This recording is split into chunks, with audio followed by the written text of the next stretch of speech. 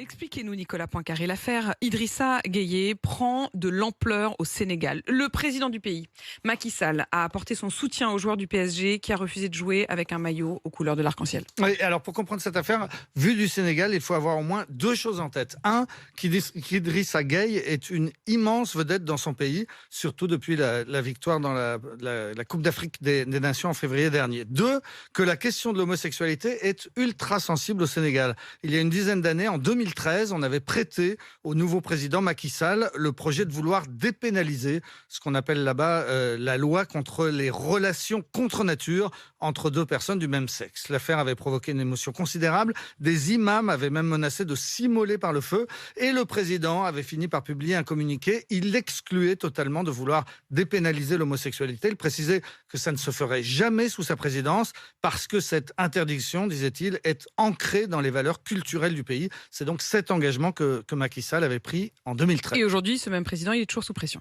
Oui, parce qu'en février dernier, une manifestation a eu lieu à Dakar pour soutenir une proposition de loi visant à durcir les textes contre l'homosexualité. Il serait passé à une peine maximale de 10 ans de prison contre 5 actuellement. La loi n'a finalement pas été adoptée, mais une enquête en février de l'hebdomadaire l'Obs raconte la montée de l'homophobie au Sénégal, l'existence d'une milice musulmane qui s'appelle Daïra, une sorte de brigade des mœurs qui organise de violentes chasses aux gays. Il est question d'un mouvement qui appelle à la dénonciation des homosexuels et qui dispose de 166 cellules de veille dans les quartiers. Hier encore, une vidéo est sortie sur YouTube montrant le lynchage d'un jeune homosexuel par une dizaine d'hommes à Dakar. Il y a incontestablement une tendance à la radicalisation dans ce pays qui est musulman à 95%. Et c'est donc dans ce contexte que le président a publié son communiqué pour soutenir Idrissa Gueye et, je cite, ses convictions religieuses qui doivent être respectées. On est sûr que c'est pour des raisons religieuses que le joueur du PSG a refusé de jouer. Alors en tout cas, c'est le président sénégalais qui le dit et le PSG qui le laisse entendre en parlant de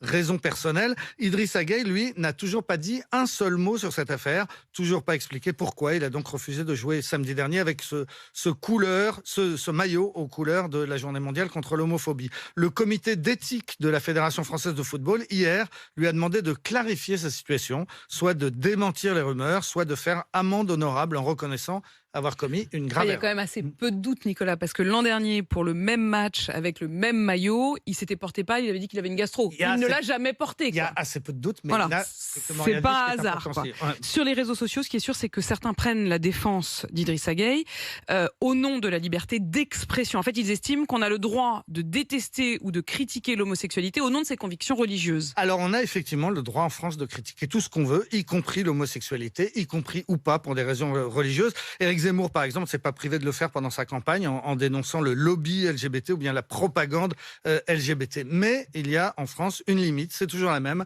c'est la loi de 1881 sur la liberté d'expression. Elle interdit, chapitre 4, article 24, la provocation à la haine, à la discrimination ou à la violence à raison de l'orientation sexuelle, ainsi que les injures à raison de l'orientation sexuelle, c'est l'article 33. Idrissa Gueye ne tombe bien sûr pas sous le coup de cette loi, puisqu'on vient de le dire, il n'a personnellement strictement rien dit, mais ceux qui le défendraient de façon trop véhémente eh bien, risquent une amende de 45 000 euros.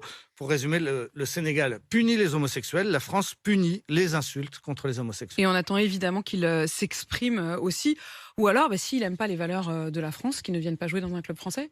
Peut-être ça aussi la vraie question.